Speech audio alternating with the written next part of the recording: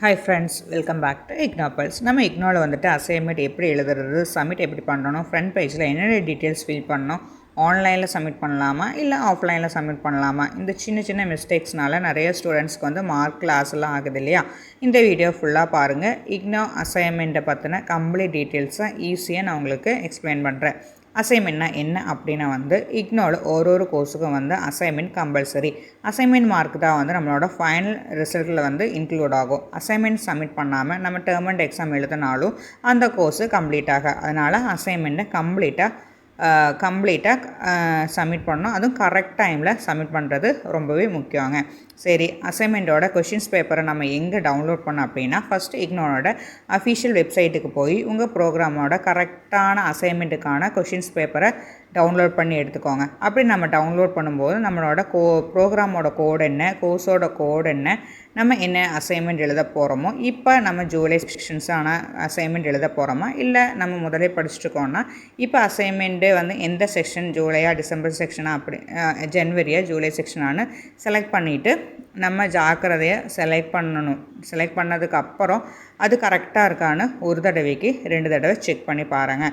Next step என்ன அப்படின்னா வந்து அசைன்மெண்ட் எப்படி எழுதணும் அப்படின்னா அசைன்மெண்ட்டை நம்ம ஓன் ஹேண்ட் ரைட்டிங்கில் தான் நம்ம அசைன்மெண்ட்டு எழுதணும்.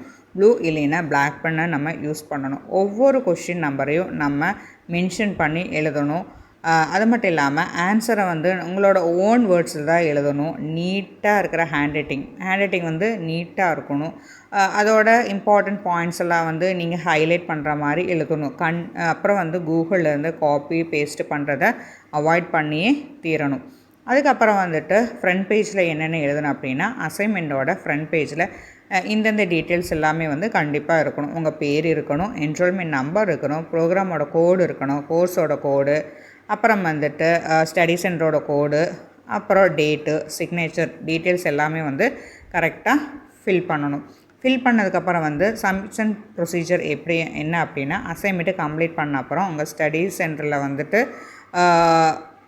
சில இன்ஸ்ட்ரக்ஷன்ஸ் எல்லாம் கொடுத்துருப்பாங்க. இப்போ ஆஃப்லைனில் சப்மிட் பண்ணோம் அப்படின்னா அசைன்மெண்ட்டை ஸ்டடி சென்டரில் சப்மிட் பண்ணலாம்.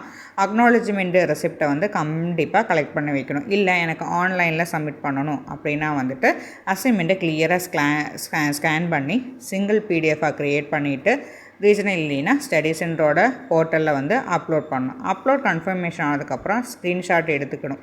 அது மட்டும் இல்லாமல் அதை எடுத்து வச்சுக்கிட்டிங்கன்னா ஃப்யூச்சரில் உங்களுக்கு யூஸ் ஆகும். இதில் இம்பார்ட்டண்ட் பாயிண்ட்ஸ் என்ன அப்படின்னா லாஸ்ட் டேக்கு முன்னாடியே வந்து நம்ம அசைன்மெண்ட்டை சப்மிட் பண்ணியிருக்கணும்.